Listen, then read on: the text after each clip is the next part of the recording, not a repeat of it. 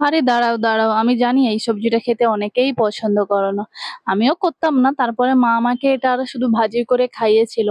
তো ভাজিটা খাওয়ার পর থেকে আমি শুধুমাত্র এটার ভাজিটাই খাই, আদার্স কোনো কিছু খাই না।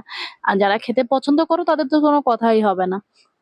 এখানে আমি দেখতে পাচ্ছ সেটাকে সুন্দর করে পরিষ্কার করে লবণ হলুদ দিয়ে একটু মাখিয়ে রেখে দিই। তারপরে জল থেকে ভালো করে তুলে নিয়েছি। এখানে অল্প একটু তেল দিয়ে ভালো করে সেটাকে ভাজার জন্য রেখে দিয়েছি। তো দেখতেই পাচ্ছ কি 5 মিনিট পরে কিরকম অবস্থা হয়ে গেছে। তো তারপরে একটু কড়াইতে তেল দিয়ে পেঁয়াজ আর কাঁচা লঙ্কা দিয়ে ভালো করে মাখিয়ে নিয়েছি। মাখিয়ে নেওয়ার পরে আরো 5-10 মিনিট ভালো করে ভেজে নেব ঢাকনা দিয়ে দিতে, কিন্তু কোনো জল দেবে না। জল দিলে তাহলে আর খেতেই পারবে না, একেবারে নেতিয়ে থাকবে। তো এভাবে দেখতেই পাচ্ছ এটাকে আমি সুন্দর করে ভেজে নিয়েছি।